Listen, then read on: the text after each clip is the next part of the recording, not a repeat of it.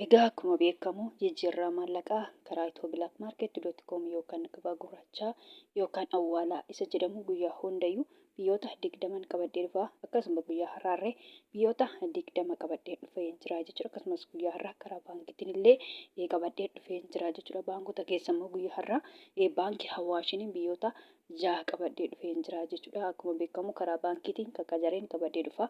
Karaa itobilaakmaarketiin garuu guyyaa hundayyuu biyyootuma 20 qabadhee dhufaa jechuudha. Guyyaa har'aarree biyyootuma 20 qabadhee dhufee jira jechuudha. Egaa nagaa waaqayyoo isin dhageenye nagaan waaqayyoo manaa fi kallattii jirtanitti isiniif haa ta'u. Warroonni mana kanaaf haaraa taatan nooraa manni kun mana keessanii chaanala kana sabiskiraayib sheer laayik gochuun gara maatii keenyatti dabalamaa isiniin jenna. Warroonni mana kanaaf immoo maatii taatan sheer laayik gochuun viidiyoo kana garumaatti caqasaa isiniin jenna. Maaliif viidiyoon koo gabaabduudha jechuudha. Keessattuu immoo warroota gara Itoophiyaa yookaan gara biyya keenyatti maallaqa isaanii ergataniif baay'ee faayidaa guddaa qaba jechuudha. Maaliif ani tokkicha isaan dubbadha waan ta'eef isin immoo hammuma qabdassaniin baay'ifattu jechuudha. Hammuma qabdassaniin ani tokkicha isaan dubbadha isin immoo hamma qabdassaniin baay'ifattu jechuudha. Salphumatti argachuun hin danda'ama jechuudha. Viidiyoo kiyya keessaa haala salphaatiin argachuun baay'ifatanii irra ga'uun hin danda'ama jechuudha. Birrii hamma ergattanii salphumatti argachuun hin danda'ama jechuudha. Akkuma beekamu immoo karaa itobilaakmaarketii sammuna kana baay'ee qannasaa jira jechuudha. Qannasaatuma jira jechuudha. Guyyaa kaleellee xiqqoo haalli naan mijannee hin hojjenne garuu laaleera jechuudha. Garuu baay'ee qannasaatuma jira jechuudha. Guyyaa har'aarree qannasee jira jechuudha. Salphumatti torbee kana keessa baay'ee qannasaa jira jechuudha. Sammuna darbee jechuudha. Torbee lama darbee keessa baay'ee dabalee ture. Amma immoo qannasaa jira jechuudha. Baay'ee qannasaatuma jira. Kaleecharree dheengaddarree har'arree qannasee jira jechuudha. Torbee kana salphumatti qannasaa jira jechuudha. Karaa baankiitiin immoo dabalaa jira jechuudha. Baankiin immoo sammuna kana baankiin hundumtuu dabalaa jiru jechuudha. Itobilaakmaarketii qannasaa jira. Baankiin immoo dabalaa jira jechuudha. Egaa akkuma beekamu immoo kanaan ani qabadhee dhufee kanneen akka Ameerikaa doolaarii, Kanaadaan doolaarii, Awustiraaliyaa doolaarii, Hoomarree haala Duubaay dirhama, Saawud Arabiyaa riyaala, Kuweet dinaara, Baareen dinaara, Joordaan dinaara, Chaayinaa yewaanii, paawundi sterlingii, yuuroo, Swiss firankii, koroonaa, turkii liiree fi kan kana fakkaatan qabadhee dhufee jira jechuudha. Akkasumas immoo karaa baankiitiin baankii Hawaashii akkuma jedhe kanneen akka Ameerikaa doolaarii, Kanaadaan doolaarii, Duubaay dirhama, Saawud Arabiyaa riyaala, paawundi sterlingii, yuuroon qabadhee dhufee jira jechuudha. Akkuma jedhe karaa baankiitiin baay'ee dabalee jira jechuudha. Akkuma jedhu immoo karaa itobilaakmaarketii dhaabbataa miti guyyaatti yeroo 2 yeroo 3 jijjiiramuu danda'a jechuudha. Kan guyyaa fi kan ganamaa garaagaraa jechuudha. Yookaan saantii wayii irratti dabalaa yookaan irraa hir'isaa akka baankii miti. Baankiin akkuma jedhe guyyaa 2 guyyaa 3 dabaluu danda'a malee guyyaa tokkotti jijjiiramaan oolu baankiin akka itobilaakmaarketii. Itobilaakmaarketii utuma onlaayinii irra jiraniyyuu jijjiiramaa jechuudha. Baankiin garuu dhaabbataadha. Guyyaa tokko guyyaa 2 guyyaa 3 torban tokkotti jijjiiramuu danda'a jechuudha.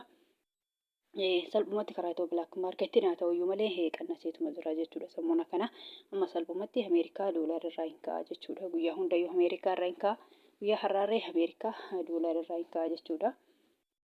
Ameerikaa doolaariin tokko guyyaa har'aa karaa itobilaakmaarketii.com yookaan gabaa gurraachaan birrii 100 fi birrii 59 fi saantiba 09 jechuudha. Dhugaa baay'ee qannasee jechuudha. Birrii 100 birrii 59 itti gaddeebi'ee jira jechuudha. Ameerikaa doolaariin tokko jechuudha. Qannasaatuma jira jechuudha. Salphumatti torban kana keessa akkasuma immoo Ameerikaa doolaariin tokko karaa baankiitiin baankii Hawaashiin birrii 100 fi birrii 39 fi saantiba 36. Kan itti aanu Kanaadaadha. Kanaadaa doolaariin tokko karaa itobilaakmaarketii.com yookaan gabaa gurraachaan birrii 100 fi birrii 14 fi saantiba 94. Akkasuma immoo Kanaadaa doolaariin tokko karaa baankiitiin baankii Hawaashiin birrii 100 fi birrii 2 fi saantiba 65. Kan itti aanu Awustiraaliyaadha. Awustiraaliyaa doolaariin tokko karaa itobilaakmaarketii.com yookaan gabaa gurraachaan birrii 100 fi birrii 4 fi saantiba 22. Hoomarri haalli tokko karaa itobilaakmaarketii.com yookaan gabaa gurraachaan birrii 400 fi birrii 13 fi saantiba 48. Kan itti aanu Duubaay dirhamiin tokko karaa itobilaakmaarketii.com yookaan gabaa gurraachaan birrii 43 fi saantiba 29. Akkasuma immoo Duubaay dirhamiin tokko karaa baankiitiin baankii Hawaashiin birrii 42 fi saantiba 97. Kan itti aanu Saawudiidha. Saawud Arabiyaa riyaalli tokko karaa Itoo Bilaak Maarket.com yookaan gabaa gurraachaan birrii 42 fi saantiba 37. Akkasuma immoo Saawud Arabiyaa riyaalli karaa baankii Hawaashiin birrii 42 fi saantiba 05. Kan itti aanu Kuweet diinaarri tokko karaa Itoo Bilaak Maarket.com yookaan gabaa gurraachaan birrii 500 fi birrii 20 fi saantiba 59. Bahareen diinaarri tokko karaa Itoo Bilaak Maarket.com yookaan gabaa gurraachaan birrii 400 fi birrii 21 fi saantiba 29. Kan itti aanu Joordaan diinaarri tokko karaa Itoo Bilaak Maarket.com yookaan gabaa gurraachaan birrii 200 fi birrii 24 fi saantiba 23. Chaayinaa Yuwaan tokko karaa Itoo Bilaak Maarket.com yookaan gabaa gurraachaan birrii 22 fi saantiba 29. Paawundi Sterlingin tokko karaa Itoo Bilaak Maarket.com yookaan gabaa gurraachaan birrii 200 fi birrii 14 fi saantiba 50. Akkasuma immoo Paawundi Sterlingin tokko karaa baankii Hawaashiin birrii 100 fi birrii 88 fi saantiba 29. Yuuroon tokko karaa Itoo Bilaak Maarket.com yookaan gabaa gurraachaan birrii 100 fi birrii 86 fi saantiba 15. Akkasuma immoo Yuuroon tokko karaa baankii Hawaashiin birrii 100 fi birrii 63 fi saantiba 45. Kan itti aanu Swiss Frankidha. Swiss Frankin tokko karaa Itoo Bilaak Maarket.com yookaan gabaa gurraachaan birrii 100 fi birrii 99 fi saantiba 17. Koroonaan tokko karaa Itoo Bilaak Maarket.com yookaan gabaa gurraachaan birrii 16 fi saantiba 92. Turkii liireen tokko karaa Itoo Bilaak Maarket.com yookaan gabaa gurraachaan birrii 3 fi saantiba 85. Ijipshaan paawundiin tokko karaa Itoo Bilaak Maarket.com yookaan gabaa gurraachaan birrii 3 fi saantiba 27. Yemen riyaalli tokko karaa Itoo Bilaak Maarket.com yookaan gabaa gurraachaan 0 saantiba 66. Israa'el shikiliin tokko karaa Itoo Bilaak Maarket.com yookaan gabaa gurraachaan birrii 47 fi saantiba 47. Kan itti aanu Hindiidha. Hindiyaa ruupiin tokko karaa Itoo Bilaak Maarket.com yookaan gabaa gurraachaan birrii 1 fi saantiba 80. Paakistaan ruupiin tokko karaa Itoo Bilaak Maarket.com yookaan gabaa gurraachaan 0 saantiba 56 sharafachaa oolan yookaan jijjiirrachaa oolanii jiru jechuudha. Kun salphumatti karaa Itoo Bilaak Maarket.com yookaan gabaa gurraachaan biyyoonni 20 kana fakkaatu jechuudha. Akkasumas karaa baankiitiin baankota keessa immoo guyyaa irraa akkuma jedhe baankii Hawaashiin biyyoonni 6 kana fakkaatu jechuudha. Egaa akkuma jedhe karaa Itoo Bilaak Maarket.com yookaan gabaa gurraachaan baay'ee qannasee jira jechuudha. Baay'ee gadi bu'ee jira jechuudha.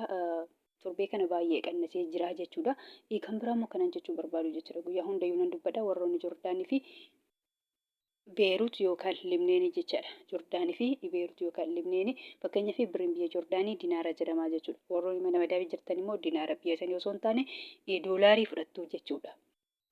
Akkasumas Beerut yookaan Libneenii irra birriin biyya sanii paawundii jedhama jechuudha. Paawundiin Beerut yookaan Libneen immoo paawundoota keessa baay'ee xiqqoodha jechuudha. Paawundiin baay'eetu jira garuu kan Beerut yookaan kan Libneen baay'ee xiqqoodha jechuudha. Paawundoota keessa baay'ee xiqqoodha akka birrii Yemen akka birrii Paakistaanii jechuudha. Birrii Yemen fakkeenya baay'ee xiqqoodha jechuudha.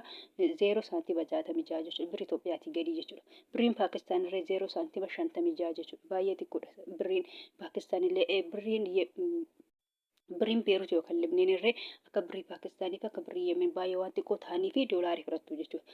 Doolaaronni immoo baay'eetu jira jechuudha. Doolaariin baay'eetu jira fakkeenyaaf doolaara 3 maqaa dha'ee jira jechuudha. Ameerikaa doolaarii, Kanaadaa doolaarii, Awustiraaliyaa doolaarii jedhee tana jira jechuudha. Sadan kana keessa garuu siga fudhattanii Ameerikaa doolaarii fudhattu jechuudha. Ani aduuma maqaa doolaarii 3 biyya maqaa doolaarii 3 dha'ee malee doolaariin baay'eetu jira. Akkuma paawundiin baay'een jiru doolaariin irree baay'eetu jira jechuudha. Isa keessa garuu kan fudhattanii Ameerikaa doolaarii ta'a jechuudha. Warroonni Joordaanii fi Beerut keessattuu mana madaabee jirtanii jechuudha. Fakkeenyaaf Ameerikaa doolaarii tokko guyyaa har'aa birrii 100 fi birrii 59 fi saantiba 0.9 herreeggatoo kana saabbattu jechuudha. Warroonni Jordaanii fi Beerut keessatti mana madaabii jirtanii jechuudha. Akkasuma immoo karaa baankiitii yoo ergattan baankii Awwaasheen immoo yoo ergattan birrii 100 fi birrii 39 fi saantiba 36 jechuudha. Kanaan herreeggatoo kana saabbatu malee salphumatti birrii biyya sanaa hin ta'u jechuudha. Egaa gabaabumatti viidiyoon koo irraa kana fakkaata. Viidiyoo birootiin hanga walitti deebinutti nagaa ta'a.